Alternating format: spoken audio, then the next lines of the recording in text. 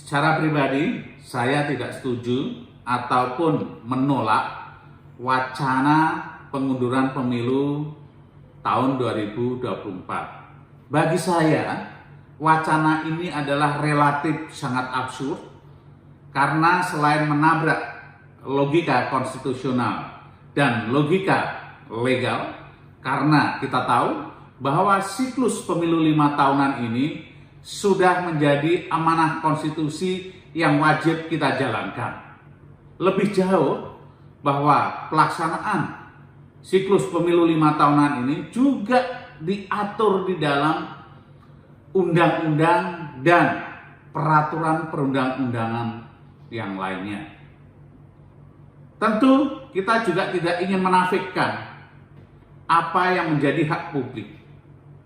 Kita tidak ingin mereduksi hak konstitusional dan hak politik rakyat yang ingin melakukan penilaian, evaluasi secara langsung terhadap para pemimpin dan wakil rakyat yang diberikan amanah secara langsung di dalam siklus pemilu 5 tahunan. Tentu rakyat juga ingin menggunakan power koreksinya secara langsung di dalam pemilu 2024 besok untuk memberikan reward and punishment bagi para pemimpin dan wakilnya dalam mengelola bangsa ini. Kita ingat bahwa sebagai negara demokrasi, pemerintahan kita ini adalah dari, oleh, dan untuk rakyat. Kedaulatan hakikatnya adalah hak rakyat. Tentu kita harus menempatkan dan menghormati kepentingan rakyat setinggi-tingginya, sehingga merubah siklus pemilu 5 tahunan ini akan mengganggu siklus atau hak rakyat di dalam mengkoreksi para pemimpin dan wakilnya. Bahkan lebih jauh tentu, jika kita setback ke masa lalu, kita ingat sejarah. Dan ke depan tentu kita tidak ingin munculnya lagi stabilitas atau sistem politik kita ini berjalan secara otoritarian. Tentu kita ingin memastikan demokrasi ini terus menjadi sistem politik yang harus kita tumbuh kembangkan di bangsa ini. Kedua, kita tidak ingin kembali lagi adanya pemusatan kekuasaan yang sentralistik berlebihan sehingga berpotensi menimbulkan adanya abuse of power, menimbulkan adanya penyimpangan kekuasaan yang berlebihan. Kita ingin terus menjaga bahwa desentralisasi kekuasaan melalui otonomi daerah terus dikembangkan sehingga memastikan pemerataan pembangunan, pemerataan yang berkeadilan bisa diciptakan. Kita juga tidak ingin bahwa ke depan eksploitasi sumber daya alam yang berlebihan yang kemudian menimbulkan oligarki di penguasaan ekonomi kita, yang kemudian menimbulkan penguasaan ekonomi yang bertumpu hanya kepada segelintir orang dan jauh dari pemerataan, terus terulang di negara kita. Dengan transformasi Indonesia, selain eksploitasi sumber daya alam yang semakin ditekan, kita harus memastikan industri, jasa, manufacturing, dan juga penguatan para sumber daya manusia ini menjadi juga fondasi kekuatan ekonomi kita ini selain perekonomian yang berbasis teknologi atau digital. Lebih lanjut, tentu dengan kekuasaan yang berlebihan dalam sejarah perjalanan bangsa kita, Kita tidak ingin lagi kembalinya stabilitas politik dan keamanan publik melalui pendekatan keamanan. Main comot, main tangkap, main tahan setiap orang. Kita harus memastikan bahwa pendekatan penegakan hukum menjadi pilar penting di dalam stabilitas politik dan keamanan publik kita. Untuk itu, jika kemudian kita merubah siklus pemilu 5 tahunan, maka ini akan berpotensi terjadinya kemunduran, akan berpotensi terjadinya setback ke masa lalu sehingga kita sulit untuk move on, sulit untuk maju, untuk memperbaiki bangsa ini ke depannya.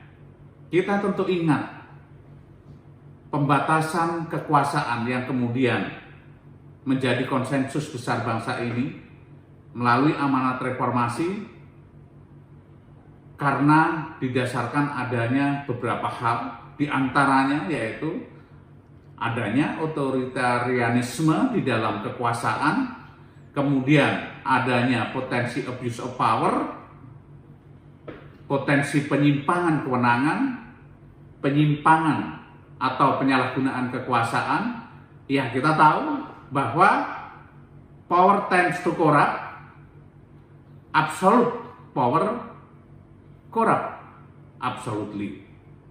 Nah, dalam keterkaitan ini, jika kekuasaan ini bisa dibatasi melalui pemilu dalam siklus 5 tahunan, disinilah rakyat bisa menggunakan power correction-nya terhadap para pemimpin yang telah diberikan mandat, tapi dianggap tidak amanah dalam menjalankan amanah yang diberikan oleh rakyat. Kita juga ingin dengan pembatasan kekuasaan ini, regenerasi kepemimpinan nasional harus terus berjalan. Sustainable-nya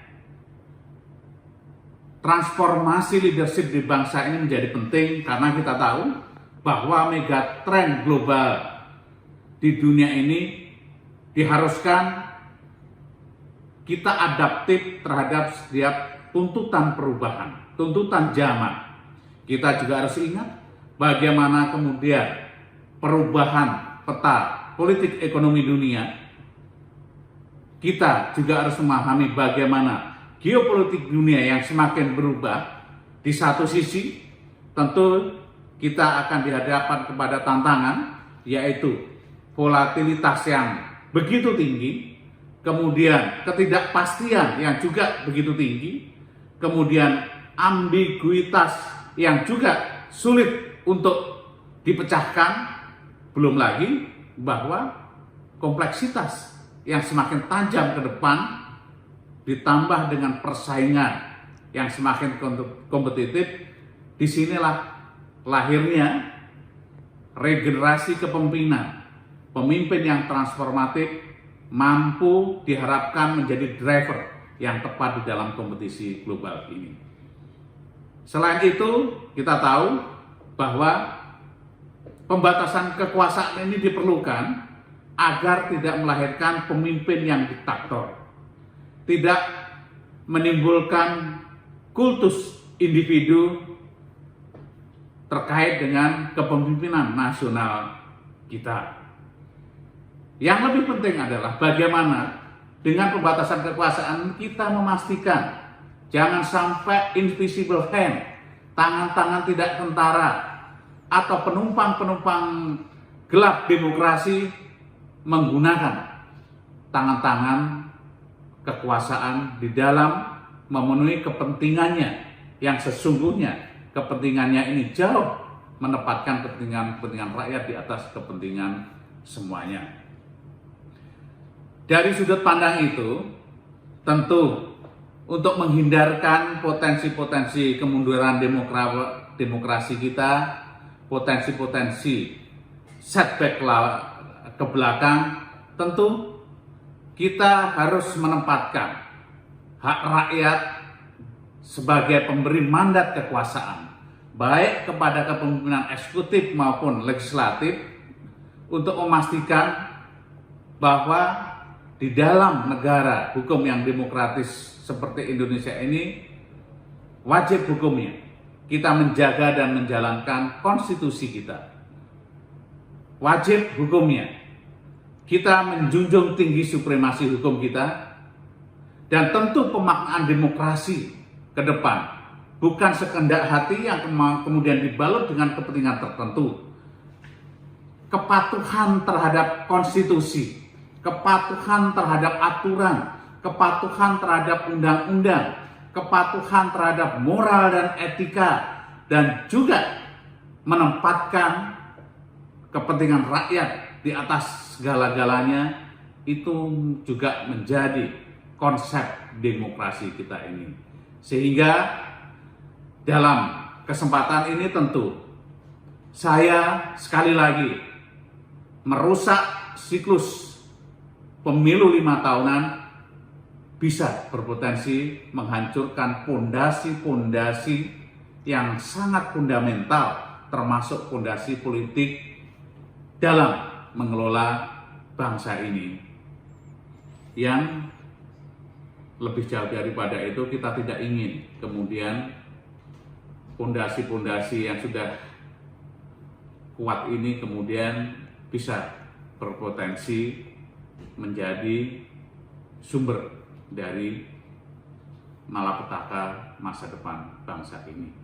Untuk itu tentu saya berpandangan bahwa siklus demokrasi melalui pemilu 5 tahunan ini sekali lagi adalah selain menjadi amanah konstitusi, maka saya ingin memastikan bahwa hati-hati bicara dengan siklus pemilu 5 tahunan, karena kita tahu bahwa pemilu 5 tahunan ini adalah siklus dan legitimasi yang legal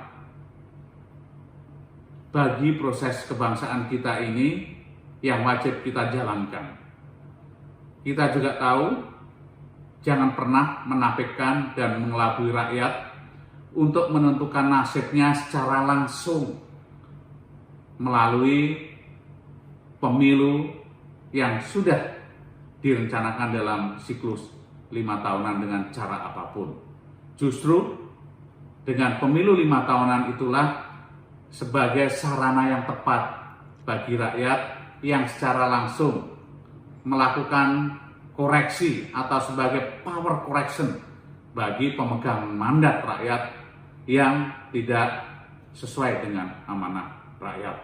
Jangan pernah melakukan cara apapun, apalagi cara-cara yang inkonstitusional, cara-cara yang ilegal untuk menghalangi hak rakyat untuk melakukan penilaian dan juga evaluasi melalui siklus pemilu 5 tahunan ini. Karena kita tahu bahwa hakikatnya demokrasi ini adalah kedaulatan rakyat. Kita pastikan, kita berikan hak dan kita jaga bahwa hak rakyat secara langsung melalui siklus 5 tahunan ini menjadi sebuah siklus penting untuk mengkoreksi, mengevaluasi, dan juga menilai setiap kepemimpinan bangsa ke depan, sehingga dari masa ke masa, dari waktu ke waktu, kita berubah menuju kebaikan demi kepentingan bangsa, negara, dan masyarakat.